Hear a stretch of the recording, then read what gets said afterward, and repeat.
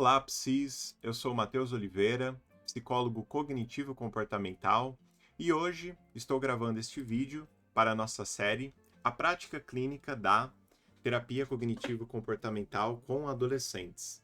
E hoje o nosso bate-papo vai ser sobre 3 itens que considero essenciais na prática clínica com adolescentes.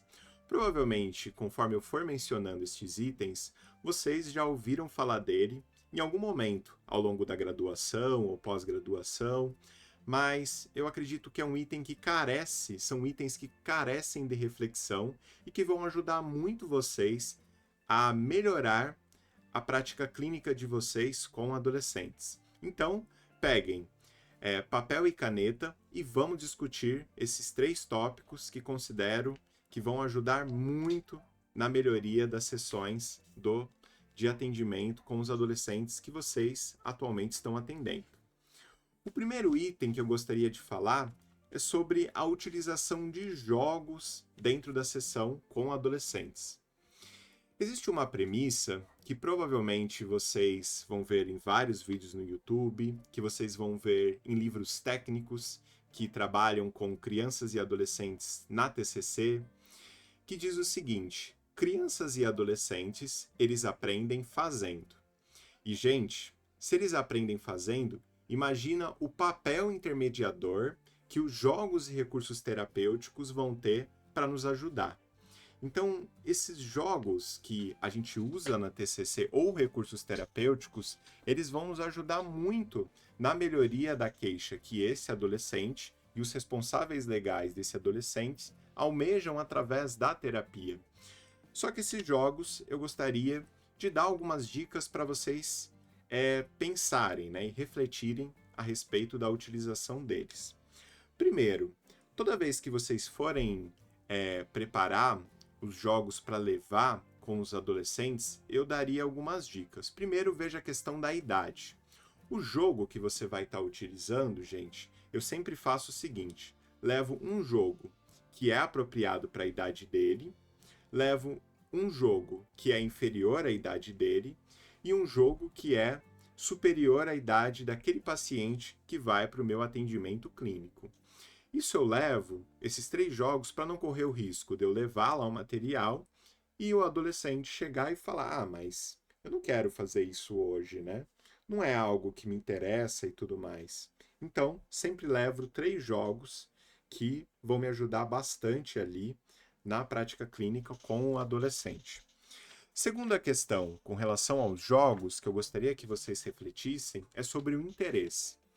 Sempre procurem jogos e sempre renovem o estoque que você tem com coisas que são do interesse do adolescente que você está atendendo.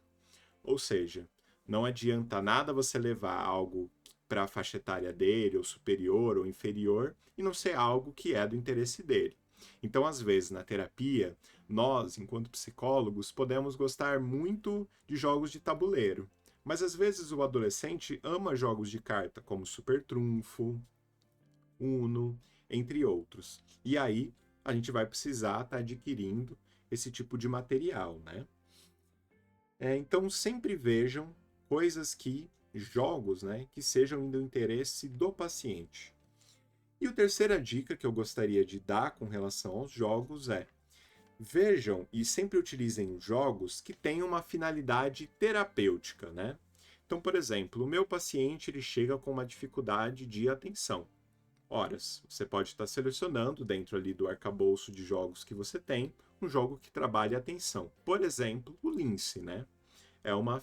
É um jogo que você vai estar utilizando com finalidades de avaliação.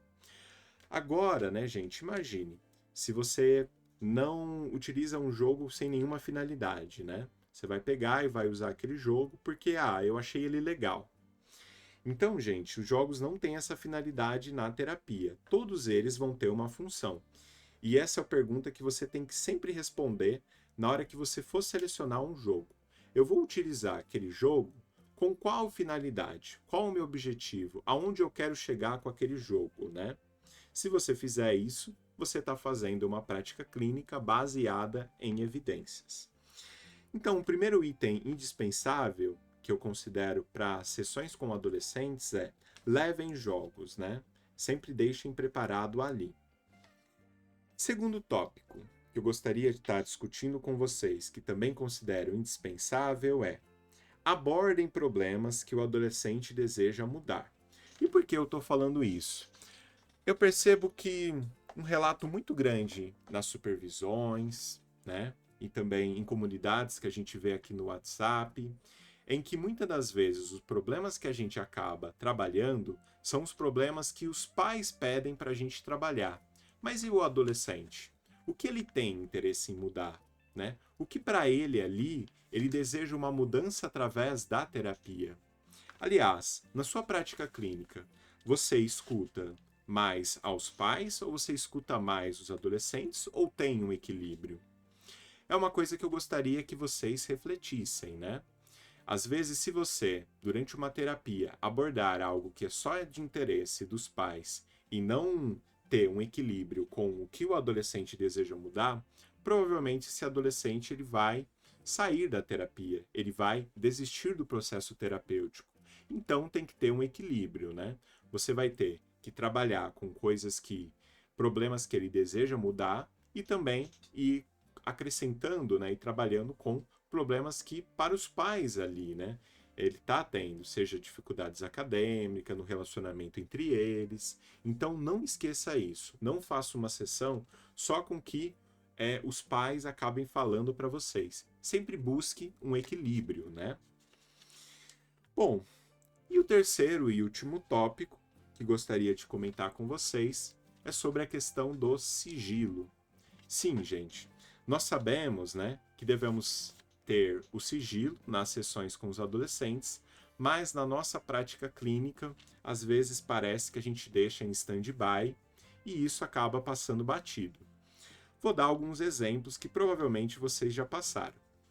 Quem nunca atendeu um adolescente, né, gente, fez a sessão com ele e depois os pais vieram questionar. E aí, o que ele falou para você? E aí, ele falou alguma coisa que é importante ou tá sabendo? Ou me conta, o que ele disse para você? E às vezes, no calor do momento, a gente acaba falando coisas que vai comprometer e muito o vínculo que a gente tem com o adolescente. Então, gente, muitas das vezes nas sessões com os adolescentes, a gente vai ter que finalizar e vai ter que ser assertivo. Olha, eu tô terminando a sessão com fulano, né? Eu não vou poder te falar o que foi colocado nessa sessão de atendimento, visto que eu tenho um contrato, né, de sigilo com o paciente, e somente coisas que realmente são sérios, né, e colocam o risco de vida para esse paciente adolescente é que eu posso falar para você. Depois, numa futura orientação de pais, eu vou poder te dar um panorama geral mediante a aprovação do meu cliente, que é o adolescente. Mas jamais, gente, peguem, terminem uma sessão e façam fofoca com os pais. Isso, né, compromete muito a relação terapêutica. E aí vem depois um problema que pode estar acontecendo, que é: nossa, por que esse adolescente não fala nada para mim em sessão, né?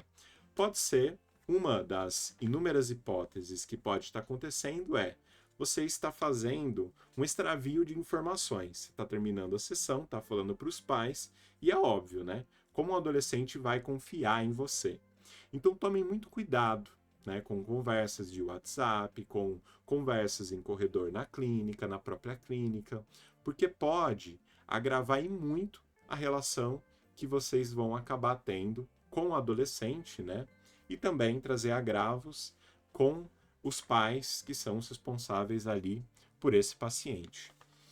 Então, os 3 itens que comentei, que eu considero essenciais, né, na prática clínica com adolescentes são jogos, problemas que o adolescente deseja mudar e a questão do sigilo. Então, eu comentei detalhadamente cada um desses tópicos e espero que vocês possam estar melhorando para a prática clínica com os adolescentes de vocês. Então por hoje é só, pessoal. Espero que vocês tenham gostado. Se vocês ainda não são inscritos no canal, peço que se inscrevam e gostaria de trazer uma novidade. O nosso curso online, A Prática Clínica com Adolescentes, está com inscrições abertas. Eu vou deixar o link aqui na descrição e para quem quiser se inscrever, aproveite, que a promoção é por tempo limitado e ela está próxima de acabar. Ok, pessoal? Espero que tenham gostado e é isso.